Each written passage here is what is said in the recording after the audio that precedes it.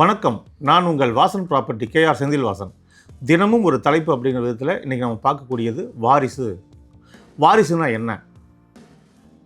சொத்துக்கு வாரிசு, சொத்துக்கு தான் வாரிசாக முடியும்.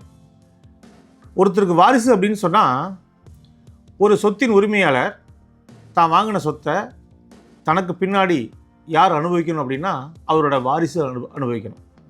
இது அடிப்படை. அவர் யாரை வாரிசாக நியமிக்கிறாரு அப்படின்னா அவர்களுடைய குழந்தைகள். ஒரு சொத்தை வாங்கின நபர் அந்த சொத்தை யாருக்குன்னு எழுதி வைக்காமல் இறந்து விட்டால், அப்போது அந்த சொத்து அவருடைய வாரிசுகள் அனுபவிக்கணும்னா நம்ம முறையாக விண்ணப்பம் செஞ்சு அவர் இறந்ததை இறப்பை பதிவு பண்ணி இறப்பு சான்றிதழ் கூடிய வாரிசு சர்டிஃபிகேட்டை வாங்கணும்.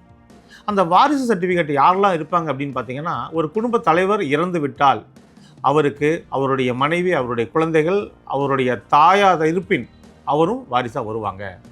அப்படி வாரிசு சர்டிஃபிகேட்டில் வரக்கூடிய வாரிசுகள் தான் அவருடைய சொத்துக்களை அனுபவிக்க சரி பாகமாக சம பாகமாக பிரித்து அனுபவிக்க தகுதி கொண்டவர்கள். ரைட்டுங்களா? இப்போது வாரிசு அப்படிங்கிறது பார்த்திங்கன்னா, இப்போது வாரிசு பிறப்பால் மட்டும் வாரிசு உரிமைன்னு சொல்ல முடியாது. ஒருத்தர் சொத்தை தனக்கப்புறம் இன்னொருத்தருக்குன்னு கூட எழுதி வைக்கலாம். அவரையும் சொத்தின் வாரிசாக கூட சொல்லலாம். தத்தெடுக்க வளர்க்கலாம். அவரையும் வாரிசாக கொண்டு வரலாம். இந்த மாதிரி நிறைய விஷயங்கள் இருக்குது சட்டப்பூர்வமாக.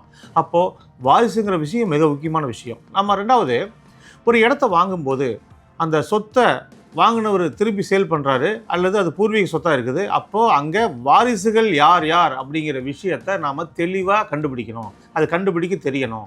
ஏன்னா எவ்வளவோ கஷ்டப்பட்டு பணம் சம்பாதிச்சு ஒரு சொத்து வாங்க போகிறோம். அந்த சொத்து உண்டான வாரிசுகள் எல்லாமே கையெழுத்து போட்டிருக்காங்களா அப்படிங்கிற விஷயத்தை நம்ம தெரிஞ்சுக்கணும். அதுக்கு நுணுக்கங்கள் வேணும். உங்களுக்கு ஏதாவது வாரிசு உரிமை சம்பந்தமான ஏதாவது ஒரு டவுட் இருந்ததுனாலோ சந்தேகங்கள் இருந்தாலோ நீங்கள் இந்த கீழ்கண்ட நம்பருக்கு தொடர்பு கொள்ளுங்கள்.